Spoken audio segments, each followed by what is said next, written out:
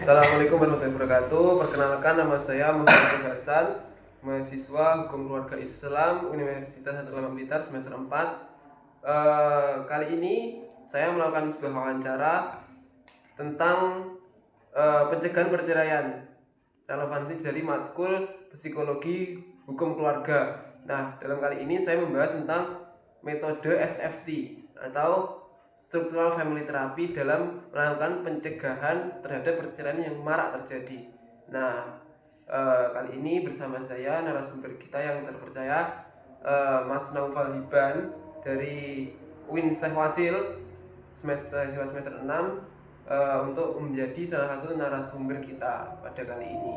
Nah, terima kasih Mas atas kehadirannya, menyempatkan waktu dalam sesi wawancara kali ini. Langsung saja nanti saya memberikan pertanyaan, nanti Masnya yang jawab ya. Mungkin kalau dari metode SFT atau Structural Family Therapy itu untuk menghadapi konflik rumah tangga yang baru kali-kali ini marak terjadi, itu apakah bagaimana metode SFT itu untuk mencegah dari perceraian tersebut? Mungkin seperti itu Mas. Jadi itu sangat bisa, Mas.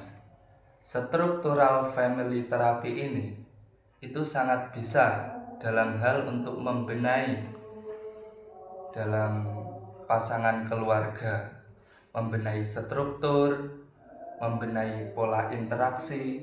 Jadi intinya structural family therapy ini dapat membenahi semuanya, termasuk interaksi itu.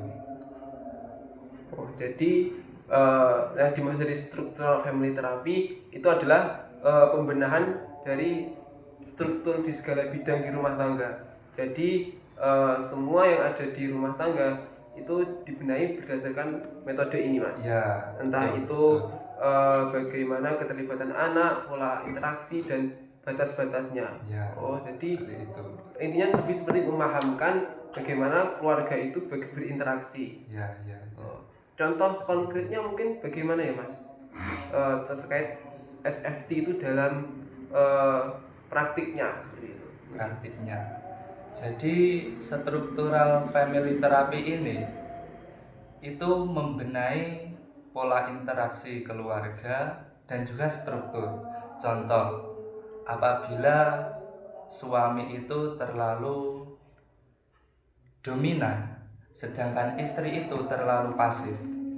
Nah, biasanya anak ini menjadi tempat curhat sang ibu.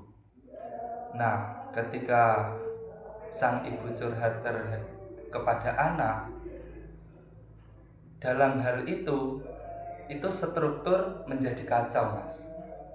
Jadi SFT ini dapat membantu di mana kita bisa curhat, terus keterbatasan dengan hubungan antara suami, istri, dan juga anak. Itu ada batasannya masing-masing. Dalam struktur family therapy ini, kita akan diberitahu, kita akan dibimbing untuk membenahi interaksi keluarga. Oh, jadi intinya dari SFT itu praktiknya seperti lebih ke memahamkan bagaimana keluarga itu lebih bisa berinteraksi dan bekerja dalam interaksinya, dalam menghidupkan interaksi di rumah tangga. Seperti itu ya. Seperti itu. Lalu apakah bisa diterapkan dalam proses hukum seperti di mediasi di pengadilan? Kan biasanya kalau kita itu mungkin kalau kita lihat perceraian itu bisa terjadi entah masalah apa, ekonomi misalnya, itu banyak. Nah, terapi seperti ini ketika digunakan di pengadilan sebagai langkah terakhir sebelum seorang pasangan itu bisa bercerai, apakah bisa Mas dalam sebagai langkah terakhir di pengadilan untuk pencegahan perceraian? Ini yang menjadi urgen kita kali ini. Tentu bisa. Dalam hukum keluarga Islam maupun nasional itu bisa, Mas. Tapi itu perlu melibatkan psikolog dan juga konselor keluarga yang bersertifikat. Seperti itu Mas. Oh, jadi bisa ya Mas Bisa. buat sebagai langkah yang untuk mencegah perceraian bahkan hingga tingkat pengadilan gitu bisa. Bisa.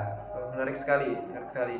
Terakhir Mas Naufal, sebagai sesi wawancara kali ini, pesan terakhir dari Mas Naufal untuk pasangan yang sedang berada di ujung perceraian itu pesannya seperti apa?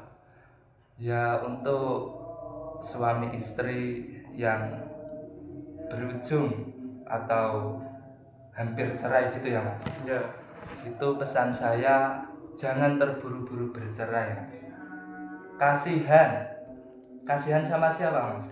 Kasihan sama anaknya itu. Anaknya itu yang menjadi korban Mas.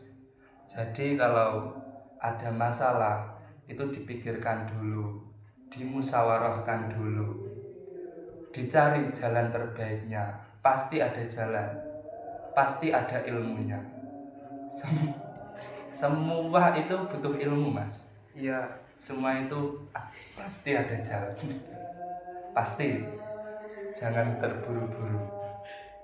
Seperti itu Mas pesan saya. Luar biasa Mas Naufal.